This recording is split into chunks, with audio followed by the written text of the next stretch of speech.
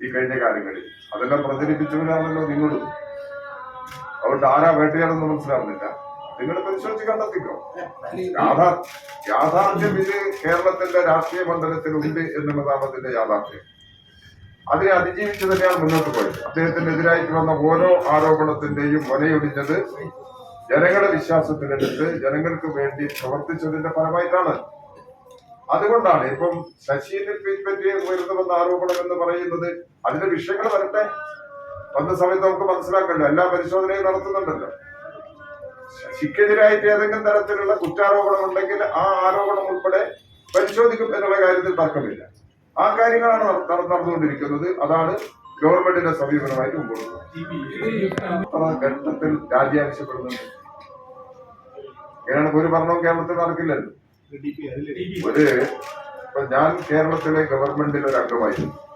2016 മുതൽ 21 വരെയുള്ള മന്ത്രിസഭയിൽ ഞാനൊരംഗമാണ്.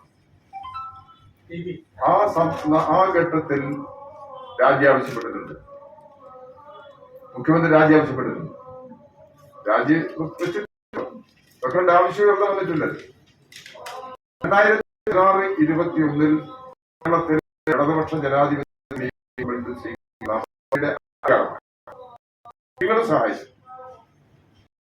ഗവൺമെന്റ് നടപടിയുടെ പ്രകാരമായി 2021 വീണ്ടും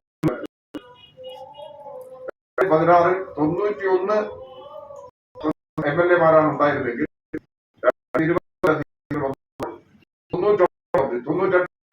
വർദ്ധിച്ചു. 8 MLA-മാർ കൂടി കേരളത്തിന് മുന്നിലുണ്ട്. അദ്ദേഹത്തിനെതിരെ ഒരു ആരോപണവും ഉന്നയിച്ചിട്ടില്ല. ആ വകുപ്പിനെതിരായിട്ട് അദ്ദേഹം പറഞ്ഞ പ്രശ്നം ഈ വകുപ്പിലുള്ള ചില ഉദ്യോഗസ്ഥന്മാർക്കെതിരെ ഒരു പ്രധാന ഉദ്യോഗസ്ഥ എതിരായിട്ടുള്ള ആരോപണം. ഈ ആരോപണം ശരിയായി മുഖ്യമന്ത്രി പറഞ്ഞു ഒരു പരാതി വന്നിരിക്കുന്നത് ഏർപ്പാട് അവസാനിപ്പിക്കട്ടെ. എല്ലാ തെറ്റാണ് ചെയ്തത്, അതിനായിട്ടാണ് പ്രശ്നം. അത് ചെയ്തോ ഇല്ലയോ എന്നുള്ളത് ഈ തെളിയേണ്ടത് ആവശ്യം.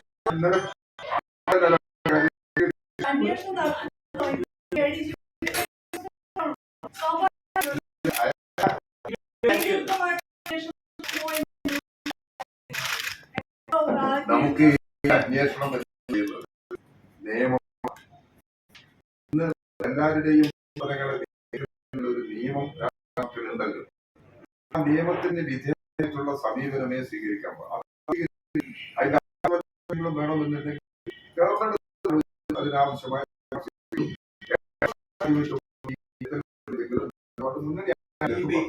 വീഴ്ചയാണെന്നുള്ള ഒരു നിലപാടിനെയും എത്തിച്ചേരാൻ കഴിയുന്ന കാര്യം.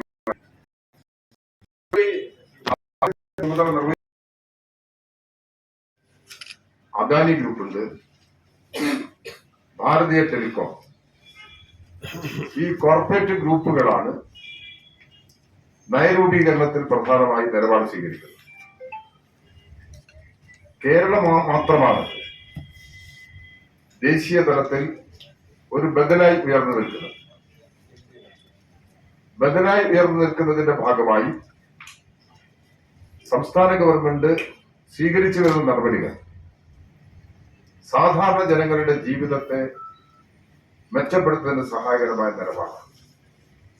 ഇന്ന് കേരളം മുന്നോട്ട് വെക്കുന്ന ഏറ്റവും പ്രധാനപ്പെട്ട ഒരു പ്രശ്നം ദാരിദ്ര്യ നിർമ്മാർജ്ജനമാണ്. ദാരിദ്ര്യ നിർമ്മാർജ്ജനം സാധ്യമാകും എന്ന നിലപാടിൽ തന്നെയാണ് കേരളത്തിലെ ഇടതുപക്ഷ ജനാധിപത്യ മുന്നണി ഗവൺമെന്റ് മുന്നോട്ട് പോകുന്നത്. ഈ കാര്യത്തിൽ വളരെയേറെ മുമ്പോട്ട് പോകാൻ കഴിഞ്ഞിട്ടുണ്ട്. പട്ടിണി കിടക്കുന്ന ആരെങ്കിലും കേരളത്തിലുണ്ടെങ്കിൽ അവർക്ക് ഭക്ഷണം കിട്ടാനുള്ള സൗകര്യം ഇന്നുണ്ട്. അത് ശരിയായ നിലയിൽ ഉപയോഗിക്കണം എന്ന് മാത്രമേ ഉള്ളൂ. പക്ഷെ ആ പ്രശ്നമില്ല. ഇപ്പോൾ ദാരിദ്ര്യം നിലനിൽക്കുന്നുണ്ട്. ദാരിദ്ര്യം നിലനിൽക്കുന്നത് കൊണ്ട് ദാരിദ്ര്യം ഇല്ലാതാക്കണം. ദാരിദ്ര്യ ലഘൂകരണം അതിന്റെ ഒരു ഘട്ടമാണ്. ലഘൂകരണം പ്രാവർത്തികമാക്കുന്നതിലൂടെ തന്നെ സമ്പൂർണ്ണ ദാരിദ്ര്യ നിർമ്മാർജ്ജനം എന്നുള്ളത് കേരളത്തിന്റെ ലക്ഷ്യമാണ്. ശ്രീ അൻവർ MLA ഉന്നയിച്ച പ്രശ്നങ്ങളെല്ലാം അതീവ ഗൗരവമുള്ളതാണ്. ആ പ്രശ്നങ്ങൾ മുമ്പും അദ്ദേഹത്തിന് അനുഭവം ഉണ്ടെങ്കിൽ ഉന്നയിക്കുന്നതിൽ തെറ്റുണ്ടായില്ല, തെറ്റെന്ന് പറയാൻ പറ്റില്ല. അദ്ദേഹം ഇടതുപക്ഷ ജനാധിപത്യ മുന്നണിയുമായി സഹകരിക്കുന്ന ഒരു സ്വതന്ത്ര MLA ആണ്. ആ നിലയിൽ അദ്ദേഹത്തിന്റെ ചില അനുഭവങ്ങളും അദ്ദേഹത്തിന്റെ പരിശോധന ചില വിവരങ്ങളും അദ്ദേഹം പരസ്പരം പറഞ്ഞു. കേരളത്തിന്റെ ബഹുമാനപ്പെട്ട മുഖ്യമന്ത്രി അദ്ദേഹത്തിന്റെ പരാതി അടിസ്ഥാനത്തിൽ സമഗ്രമായ പരിശോധനയ്ക്ക് വിധേയമാക്കാമെന്നും ഒരു കുറ്റവാളിയെയും രക്ഷിക്കാൻ കഴിയാത്ത നിലയിലുള്ള നടപടികളിലേക്ക് പോകുമെന്നും മുഖ്യമന്ത്രി വ്യക്തമാക്കി കഴിഞ്ഞിട്ടുണ്ട്. അത് എല്ലാ കാലത്തും ഇവിടെ എടുത്തിട്ടുള്ള നിലപാടാണ്. കേരളത്തിൽ ഇത്രയധികം വേട്ടയാടപ്പെട്ട ഒരാൾ, കേരളത്തിന്റെ മുഖ്യമന്ത്രി പിണറായി വിജയനെ പോലെ വേട്ടയാടപ്പെട്ട ഒരാളുമില്ല.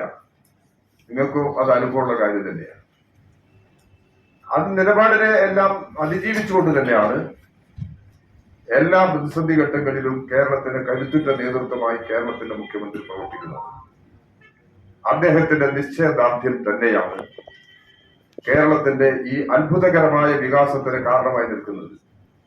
അതുകൊണ്ട് ഇത്തരമൊരു ആരോപണം ഉന്നയിച്ചതിന്റെ അടിസ്ഥാനത്തിൽ, പ്രശ്നങ്ങൾ പറഞ്ഞതിന്റെ അടിസ്ഥാനത്തിൽ ഇടതുപക്ഷ ജനാധിപത്യ മുന്നണിയെ അത് ബാധിക്കില്ലെന്ന് മാത്രമല്ല, തെറ്റുകൾക്കെതിരെ കർശനമായ നിലപാടെടുത്ത് മുന്നണിയെ കൂടുതൽ ശക്തമായി മുന്നോട്ട് കൊണ്ടുപോകാൻ നിലപാടുകൾ സഹായകരമാകും. അതാണ് കേരളത്തിന്റെ അനുഭവം. അതാണ് തുടരാനും ഉദ്ദേശിക്കുന്നത്.